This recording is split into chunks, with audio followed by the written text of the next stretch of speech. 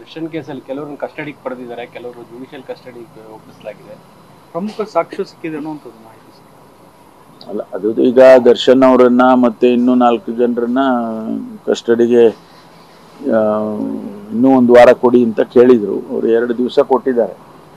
ಅದು ಅದಾದ ಮೇಲೆ ಅಷ್ಟುವರೆಗೆ ಅವರ ಇನ್ವೆಸ್ಟಿಗೇಷನ್ ಮುಗಿದ್ರೆ ಅವರನ್ನ ಜುಡಿಷಿಯಲ್ ಕಸ್ಟಡಿಗೆ ಕೊಡ್ತಾರೆ.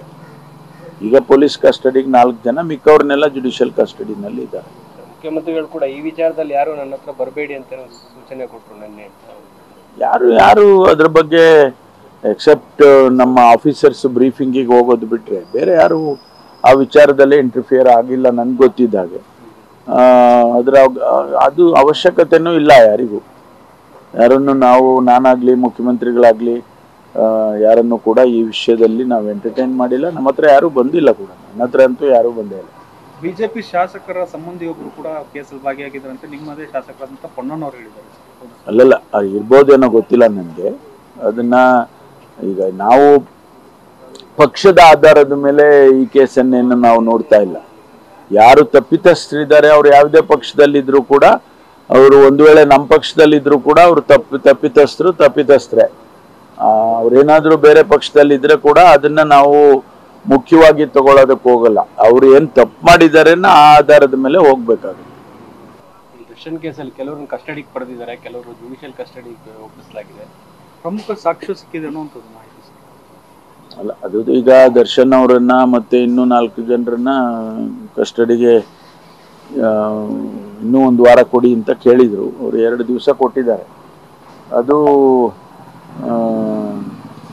ಅದಾದ ಮೇಲೆ ಅಷ್ಟುವರೆಗೆ ಅವರ ಇನ್ವೆಸ್ಟಿಗೇಷನ್ ಮುಗಿದ್ರೆ ಅವರನ್ನ ಜುಡಿಷಿಯಲ್ ಕಸ್ಟಡಿಗೆ ಕೊಡ್ತಾರೆ. ಈಗ ಪೊಲೀಸ್ ಕಸ್ಟಡಿಗೆ 4 ಜನ, ಮಿಕ್ಕವ್ರನ್ನೆಲ್ಲ ಜುಡಿಷಿಯಲ್ ಕಸ್ಟಡಿನಲ್ಲಿ ಇದ್ದಾರೆ.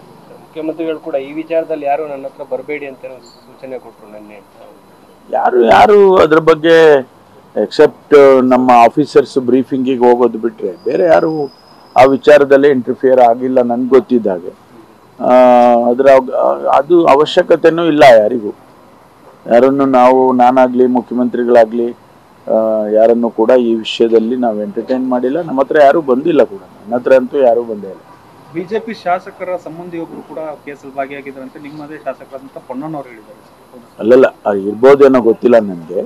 ಅದನ್ನ ಈಗ ನಾವು ಪಕ್ಷದ ಆಧಾರದ ಮೇಲೆ ಈ ಕೇಸನ್ನೇನು ನಾವು ನೋಡ್ತಾ ಇಲ್ಲ. ಯಾರು ತಪ್ಪಿತಸ್ಥರಿದ್ದಾರೆ ಅವ್ರು ಯಾವುದೇ ಪಕ್ಷದಲ್ಲಿದ್ರು ಕೂಡ, ಅವರು ಒಂದು ವೇಳೆ ನಮ್ಮ ಪಕ್ಷದಲ್ಲಿದ್ರು ಕೂಡ ಅವರು ತಪ್ಪಿತಸ್ಥರೇ. ಅವ್ರೇನಾದ್ರೂ ಬೇರೆ ಪಕ್ಷದಲ್ಲಿದ್ರೆ ಕೂಡ ಅದನ್ನ ನಾವು ಮುಖ್ಯವಾಗಿ ತಗೊಳ್ಳೋದಕ್ಕೆ ಹೋಗಲ್ಲ. ಅವ್ರು ಏನ್ ತಪ್ಪು ಮಾಡಿದ್ದಾರೆ ಆ ಆಧಾರದ ಮೇಲೆ ಹೋಗ್ಬೇಕಾಗುತ್ತೆ.